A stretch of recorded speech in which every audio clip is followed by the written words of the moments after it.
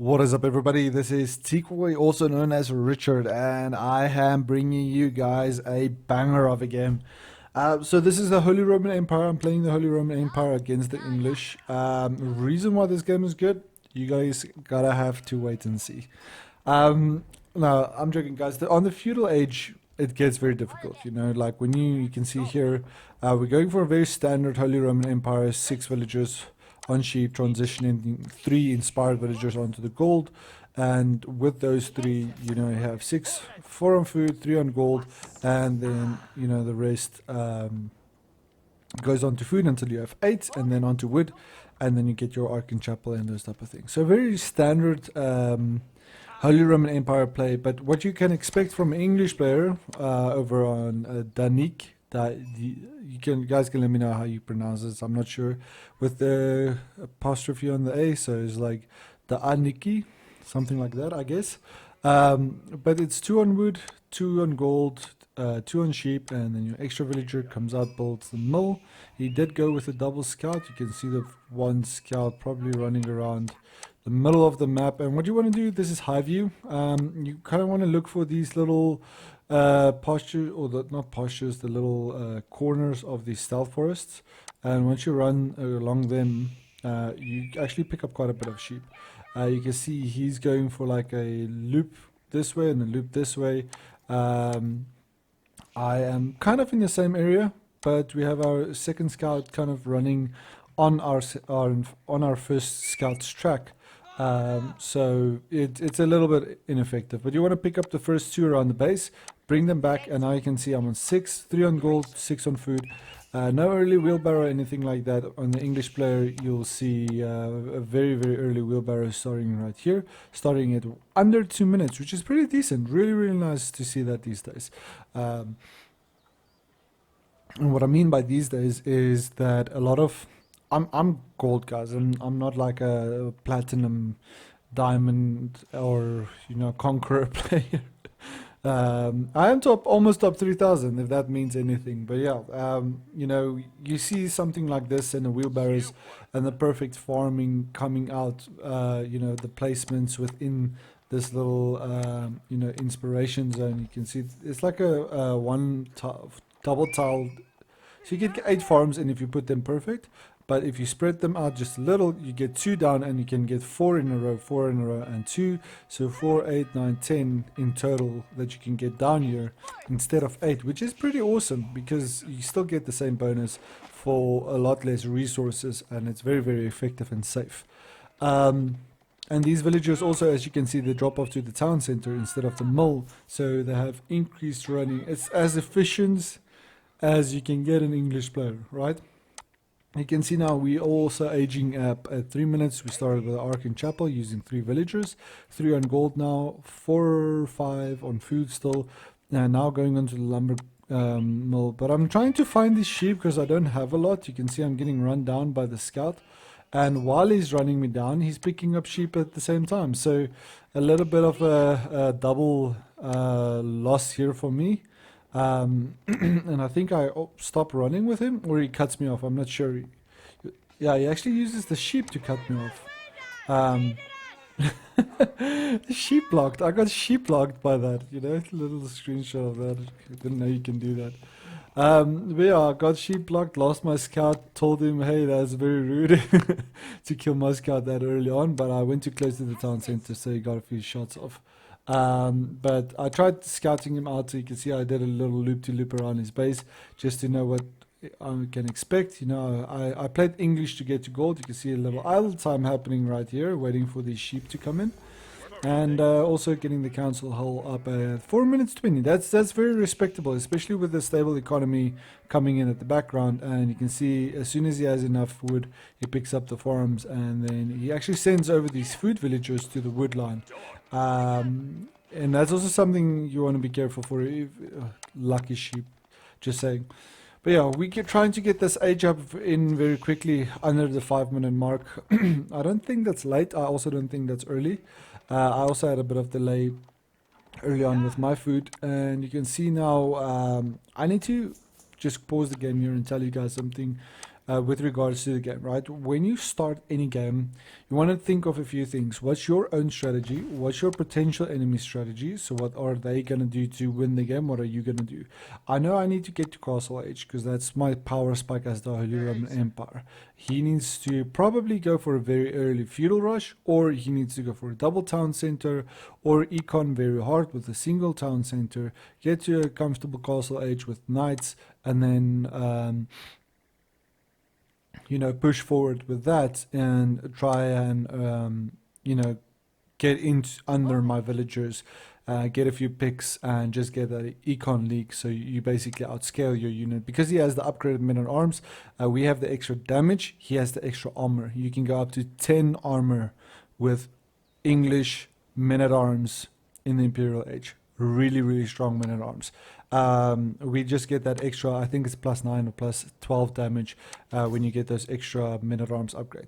The reason why I'm pausing is you want to start looking at your map. So I have forward food right here at the start of the game. My woodline is right here.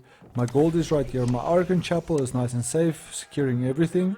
If I put down a little wall, not straight down here because I need to keep space for the farms. So I put down a wall here at the back.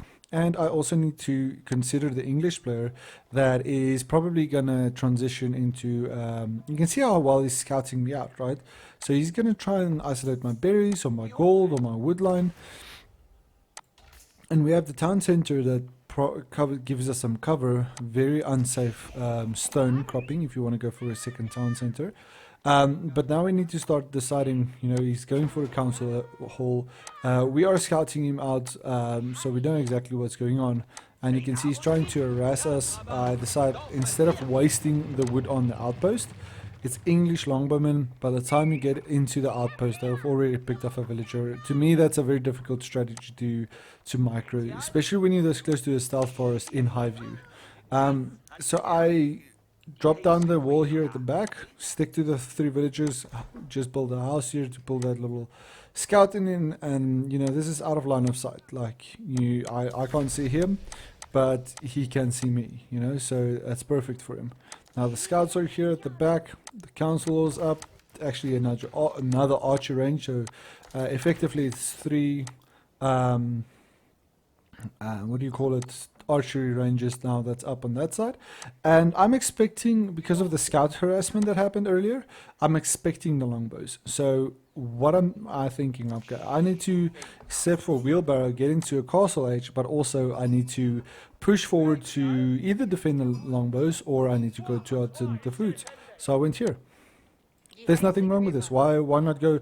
It's risky because you can get scouted out, but it's high view, so the chances of getting scouted out with all the stealth forest really covering me is really nice, because I have this forward food that I can just pick off, and I have wheelbarrow down now, so they're gonna move a bit faster, and deer gathers quicker. You can see 35 food per trip, so they're gonna do almost a single trip and finish these carcasses.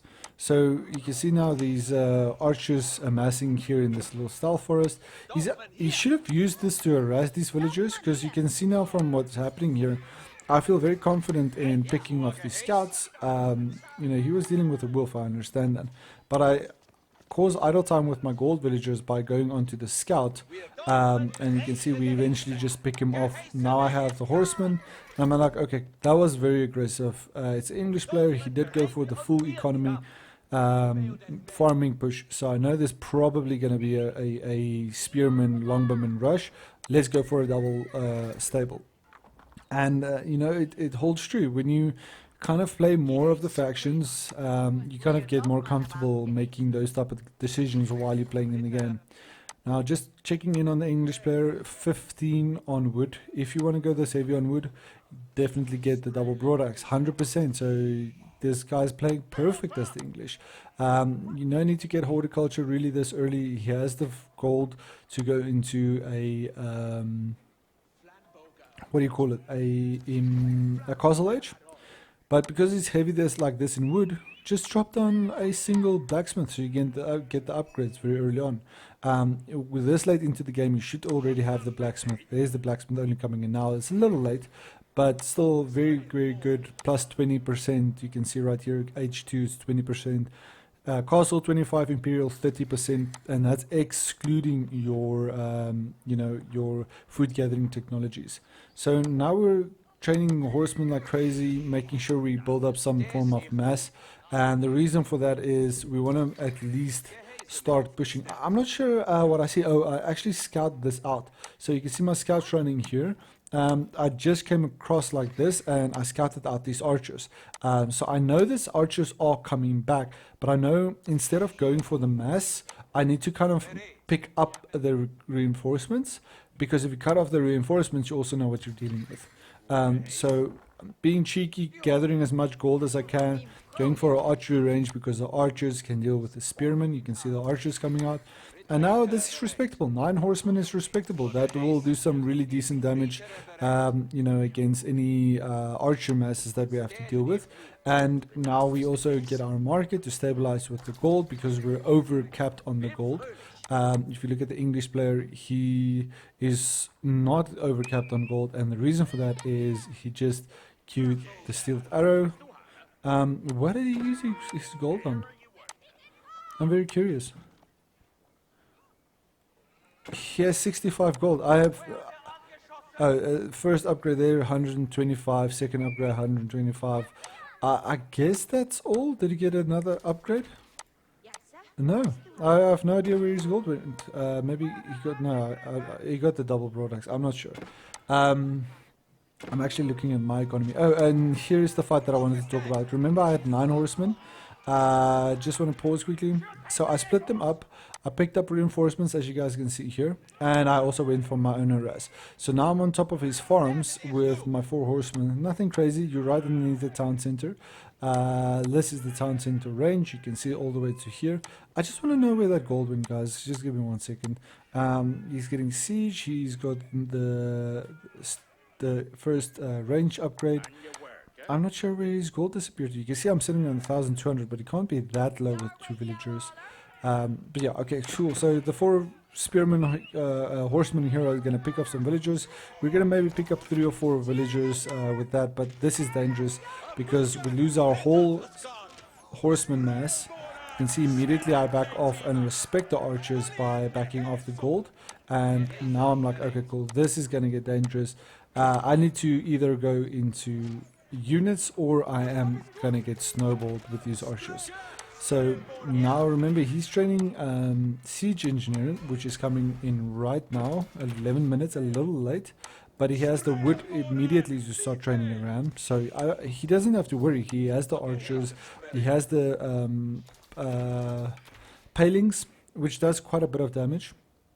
Just so you know, if you drop palings down on top of the horses, just make sure you stand still, let them auto attack with the palings. Sometimes you cancel it, so that's also bad. But you know, we've got 1, 2, 3, 4, 5, seems like 6 villagers plus the 2 gold, so 8 villagers, definitely worth those 4 horsemen.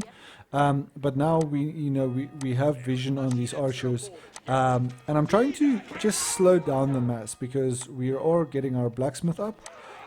We have 3 stables, and the 3 stables are going to really do well in getting mass horses out. And horsemen counters archers. He has no spearmen in this, so this is really good for us. And you can see we're just respecting the longbowmen, but this is good for him because, I'm sitting on quite a high gold. You can see our market is on 8, town center on 2. I econ by buying some wood with my gold. Just staying close to that 600. I don't really want to go down under that. Accidentally doing a little bit of a villager pull here, but all I'm doing with the horsemen is I'm forcing the mass to get smaller because this is quite a bit of a running distance, and he just invested 300 wood in a battering ram that is not cancelling. So I know there's going to be a little bit of an opportunity to kind of pick through these units, and we did interrupt the food supply, so that's going to give us quite a comfortable transition. You can see it's transitioning into more farms. Perfect thing for the English to do that, but I need to get a hand on these archers, and this is expensive loss. Remember, we've lost 4 horsemen here. That's 800 food at 180 wood, and another, let's say, 5 here. another 3 going down here, and you can see basically one full volley is give or take 100 damage. So we're going straight for the iron undermesh, and remember, if you get the iron undermesh, so each archer does 7 damage, right? If it's 7 damage times 13, you know, it's pretty substantial, looking about at 80 odd damage, close to 100 damage now from these 13 archers.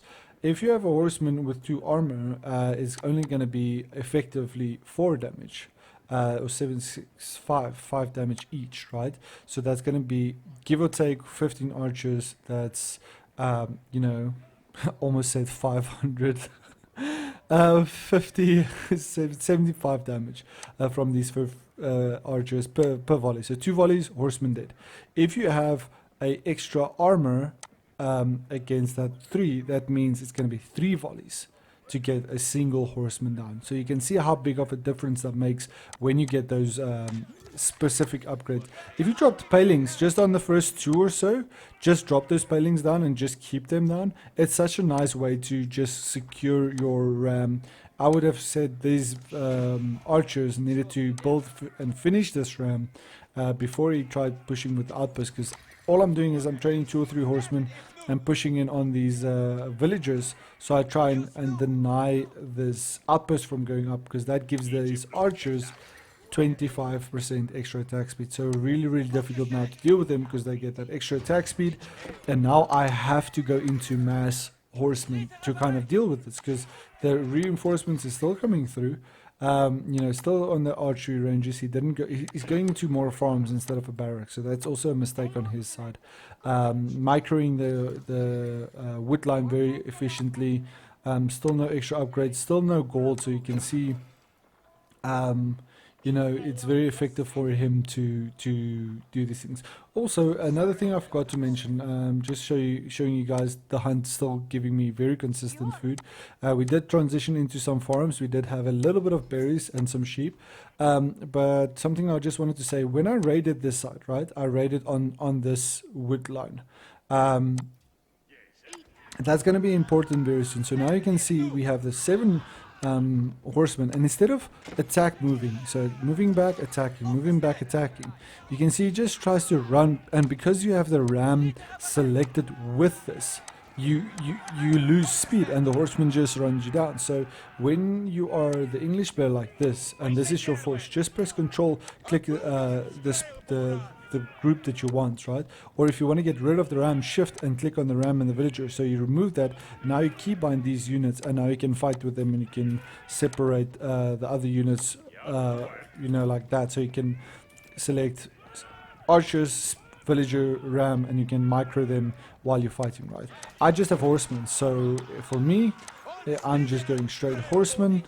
Keybind 4, town centers 2, scouts usually 1, and I just do a villager pull. There's nothing wrong with pulling villagers. They do 10 siege damage per unit. So you know, now I have killed tons of archers, let's say a good 30 archers, so we have a very comfortable you know, mass of horses,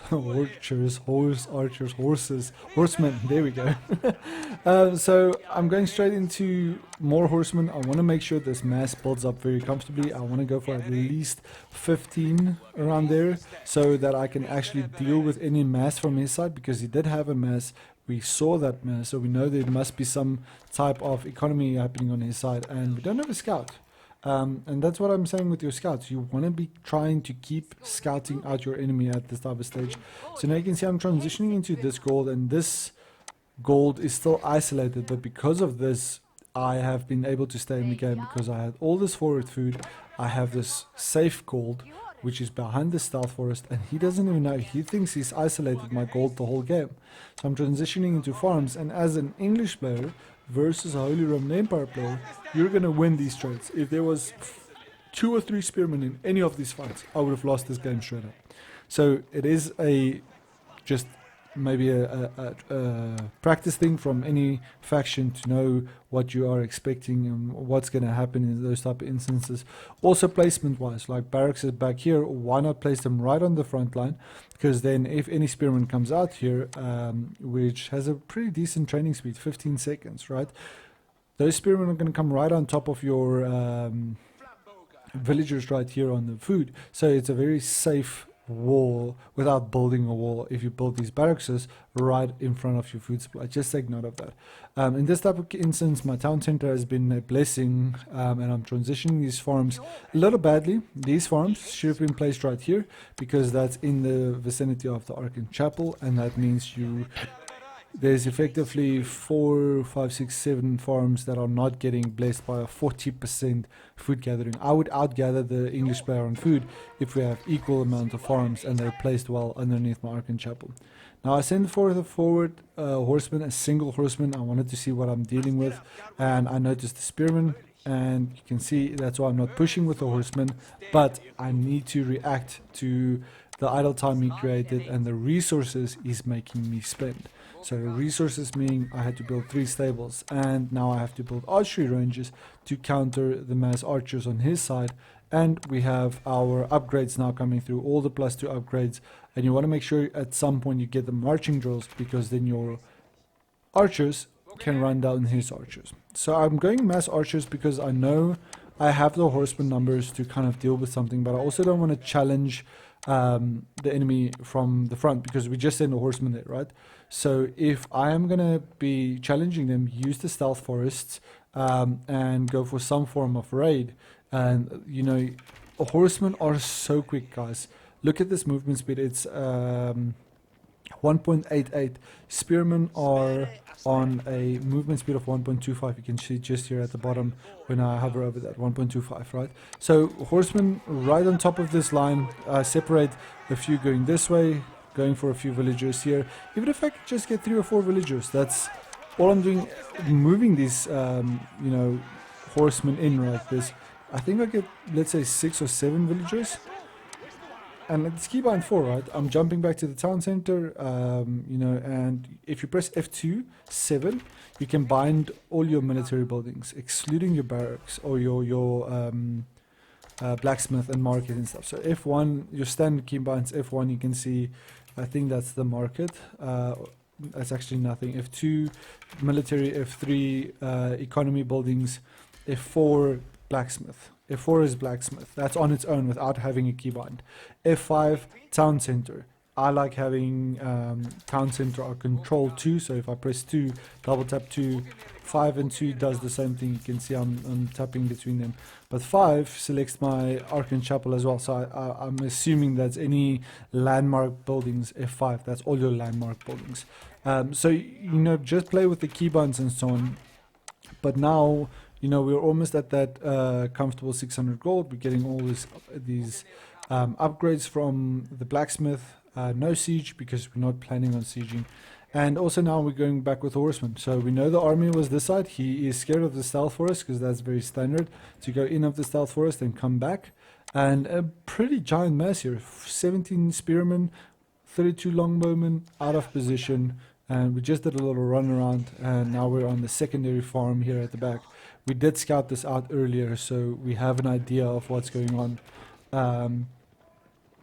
And right now all I'm doing is I'm just using the 4 archery ranges and just going mass archers. I know I can counter you know, his archers with mine if I have the numbers. And I have the stable food supply now because I transitioned into farms, and I have the horsemen at the moment as a buffer because we won the fight. He lost the archers. You can see now how out of position this whole army is, and the horsemen are just gonna run in, do a little bit of damage as you can see right here, and run back out. Even if I lose maybe 1 or 2 horsemen doing that, right? The idle time it's creating by going onto the farms. You can see now those villagers have to, you know, restart farming. He lost a few villagers. He's moving his whole army because he's scared of the raid. And I'm falling back with the horsemen because I have the archer mass now, and we know we counter his army because we have archers to counter the spearmen, and we have horsemen to counter his archers. Perfect counter. So now we have to start playing with the numbers playing with the lineup like this, if we put them in the line formation, it means all of these archers, when we move forward, can attack at the same time, instead of when they are bundled up like this. Sometimes when the unit is here, half of these archers won't fire because they're at the back, right? I know I'm talking a lot. It's part of what streaming is about. But please give me your 5 cents, what you guys think of this game so far. And you can see now I'm running around again on the other side. We just finished raiding here. Imagine just a single outpost right here, defensive outpost, would have secured so much vision for him. But now, just again, gold here at the back, very comfortable now, going into a Reginald's, but we have the archer mass, and I just attack move once, and I let them be. These longbowmen do more damage. They actually do 7 damage, we do 6 damage, 1 range armor, and we have 1 range armor, so it's a very equal fight. Spearman will take extra damage, but he's keeping them in the base. And now another raid happening on this gold line, and this is where the villager lead starts happening. You can see now 46 versus 42. He still has a villager lead. Just shows you how bad I've been at training villagers. So it's not a perfect game, near perfect game at all. But a lot of good things to be said from how we've been raiding and fighting and causing a bit of pressure on this English player. We go into Castle Age now with our Regnets, and this is where the fun part of the game starts. So first thing is first, when you have 4 archery ranges, you have the archers training, get your veteran upgrade. It's more important than a +2 range attack. The reason is you get the armor and you get the attack. So now you can see the spear horseman that was right here ran past the spearman. Even with 30 spearmen, right, he was not able to stop me because of the speed of the horsemen, right? So he sent few horsemen forward, and now these archers are normal archers, but they do extra damage against the spearmen. These spearmen are not going to fare well even against a small archer mass like this, right? So now we send this forward because we want to start dealing with either this mass, which is huge, or getting some villagers, just kind of forcing him to retaliate by either training more units or training more farms or spending resources like an outpost, because we have an age advantage. Now we're age 3, we're perfectly in our win scenario, and you know, just keep microing the archers, and you'll see now as I move back a little, and I decide, okay, cool, he has archer mass, he has reinforcements. Even if you had, you know, instead of just mass spearmen, just a few men at arms, even vanguard men at arms, just to deal with the 1 or 2 of those volleys of the arrows of the archers, right? He would have won this fight. Really, he would have. So Prelate is out from the Archon Chapel, bringing back that first relic, and we are going mass archers again, plus that veteran upgrade, because we know we did win that fight, because we have the 4 archery ranges over the 2. So now we're pushing forward with the archers right here, still very comfortable on the gold here at the back, and just using this prelate to you know, pick up all these relics. I'm just going to speed up a little. You can see how badly these farms are placed and how bad my base building was, even like with this random farm right here, right? It's even worth deleting all of this and putting down, you know, I have the wood to kind of do that, but you can also trade your gold out for that. You can see he's sitting on 2,000 gold. If you're playing the English with 2,000 gold and you did not sell to go to the Castle Age, right, that's also on you. That's unlucky that he did not do these type of things, but he's so focused on going for a death push with wood and food that he didn't really focus on these things. And you can see how with training these archers, I'm able to build up this mass very effectively with these archers. And I'm also going for some horsemen again, because I'm scared of the longbow mass again happening from him. And we'll go into cinematic here, bringing back the second relic right here, and you can see the archers now just gonna, because they have this extra extra range armor, extra damage, extra melee armor, they are gonna do so well against this spearman and archer mass. And we just pull villagers again. Villagers pull to deal with the rams, transition into another deer hunt here, just to keep some of the villagers safe, and yeah, that's almost GG, right? every single time that we've won the trade, it's because we've focused on the numbers, we focused on what we actually see, getting that information from the enemy. So we know he has mass archers, we're going horsemen. If there's spearmen, we're transitioning into archers. So you're basically counter fighting every single time. And even though the numbers are there, you can see now it's upgraded units. It's veteran horsemen. You can see that extra armor there, the extra damage there, and these veteran archers. So now these horsemen and archers are going to really start doing some damage. That's this upgrade that was right here. So we did upgrade that as well. Now the horsemen are going to deal with the archers, and we don't need to worry too much about that. But this is dangerous. If he gets this white tower up, it's a very, very safe second age. We don't know how much resources in the bank. We don't know how much support he has in the bank to transition, like with all these farms, into a castle age. With men-at-arms, archers can be very detrimental if you allow that to happen, right? So I'm gonna put it from his perspective. So you know, he's trying to get this up. This landmark, this white tower is so close to done. So he pulls another 7 villagers, but because of the archers' extra damage and the horsemen right here in front, this landmark is 150, 130 health away from aging up, right? So we've killed about 20 villagers, and he pulls another 7 villagers to try and get this up. It's 400, 4,900, 4,900, 100 health short from going up. And I mean, that is so sad. You can see how close this is from aging up. It's virtually complete, and it taps out. So really sorry about that, but I think that's a very nice game with showing, you know, strength and weaknesses of the Holy Roman Empire against an aggressive faction like the English. Thank you very much for watching, guys. I'll see you guys in the next video, and please let me know what you guys think.